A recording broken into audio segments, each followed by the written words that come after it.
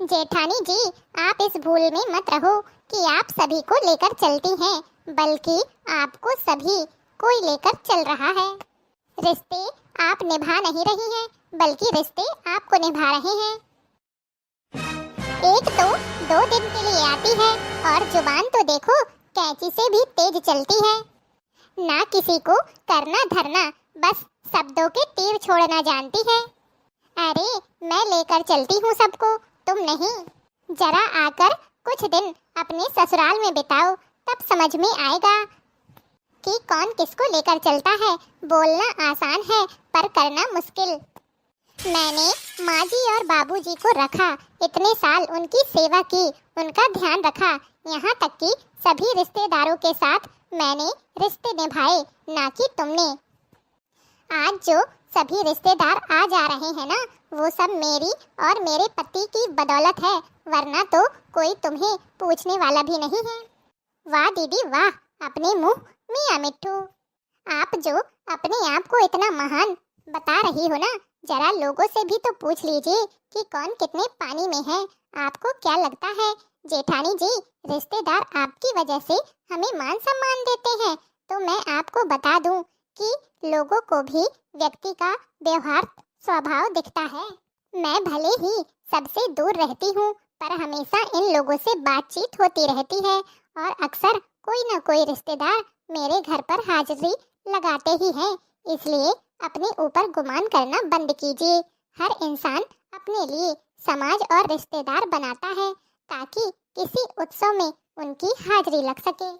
और रही बात माँ जी और बाबू जी की, तो आपको बता दूं, जब से मेरी शादी हुई है तब से माँ जी और बाबू जी अलग घर में रहते हैं। 10 साल हो गए माँ जी और बाबू जी को आपसे अलग रहे, और आप कहती हैं कि मैं करती हूँ माँ जी और बाबू जी की सेवा। अरे आप तो झांकने तक नहीं आती हैं, माँ जी और बाबू जी की सेवा क्या करेंगी? और जब से बाबू जी इस दुनिया को छोड़कर गए हैं, तब से तो आपके तेवर ही बदल गए हैं। माँ जी को तो आप नींबू की तरह निचोड़ चुकी हैं, बेचारी हर वक्त रोती रहती हैं। उनके पति का कमाया सब कुछ और उन्हें ही ऐसे सताया जा रहा है। पहले भैया आते भी थे, पर आपने तो उनके कान में जहर घोल दिया। अब तो वो माँ जी को देखने भी नहीं जाते हैं। और रही बात समाज और रिश्तेदार को लेकर चलने की, तो प्लीज इस भ्रम में मत ही रहें, तो अच्छा होगा कि आप सबको लेकर चलती हैं। बल्कि कहना ये चाहिए कि आपको सब लेकर चल रहे हैं। वो तो शुक्र मनाइए कि सब भैया के कारण आपको इज्जत देते हैं, वरना तो आप कब की सबकी नजरों से उतर चुकी हैं। छोटी, सच कहूँ तो आपकी बोली ही आपका काल है जेठानी जी। आप जिस तरीके से सबसे बात करती हैं ना, और सब पर अपना अधिकार जमाती हैं, वही सबसे बड़ी गलती है। और अब इस घर में माँ जी आती हैं तो आपको बड़ी तकलीफ होने लगती है, उनका जीना मुहाल कर देती हैं आप। पर अब ऐसा बिल्कुल नहीं होगा जेठानी जी। अब हमें भी अपना हक चाहिए और माँ जी को भी चैन से जीने का अधिकार चाहिए। हाँ हाँ ठीक है, ले लेना अपना हक, पर एक बात कान खोलकर सुन लो और समझ लो छोटी, इस घर के नींव रखने में जितनी मेहनत बाबूजी और माँ जी ने की है, उतनी मेहनत हमने और हमारे पति ने भी की है। बाबूजी के साथ भैया ने भी अपनी पूरी उम्र खपा दी, उनके साथ उनकी दुकान में खड़े रहे, तभी तो बाबूजी के 2-2 मकान बन पाए, वरना देवर जी के भरोसे रहते तो कभी ये सपना पूरा नहीं होता, क्योंकि देवर जी तो बाहर मौज मस्ती करते रहते थे। वाह जेठानी जी वाह, आपने कितनी आसानी से कह दिया कि हमने बाहर रहकर मौज मस्ती की है, पर आप ये भूल गई हैं कि जो घर से दूर परदेश में रहता है उसे क्या क्या झेलना पड़ता है। ऐसे नहीं मिलती कामयाबी जेठानी जी, चप्पल घिसना पड़ता है, रोड के खाक छानने पड़ते हैं, तब जाकर कई सालों के बाद कुछ अच्छा होता है। आप लोगों के जैसा नहीं कि बना बनाया हाथ में मिल गया, और वो भी बिना किसी मेहनत के। भैया तो दुकान में सिर्फ ड्यूटी निभाते थे, मेहनत तो पापा जी ने की थी। उन्होंने अपने खून पसीने से एक एक पाई जोड़कर घर की नींव डाली है, और आप लोग क्या करते आए हैं? आज तक जिस थाली में खाए उसी में छेद करते चले गए। तभी तो आपने दो दो अलग मकान और दुकान लेकर रख लिए, और बेटी की शादी, बेटों की पढ़ाई सब इसी चोरी किए हुए पैसों से ही तो हुई है, और दुनिया को भोलापन का पाठ पढ़ा रही हैं।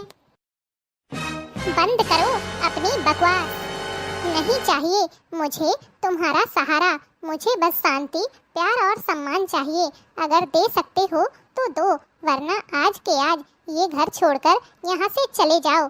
ये सब मेरे पति का कमाया है और इस पर उसी का अधिकार होगा जो मुझे मान सम्मान प्यार देगा, वरना मैं अपनी पूरी संपत्ति दान में दे दूंगी।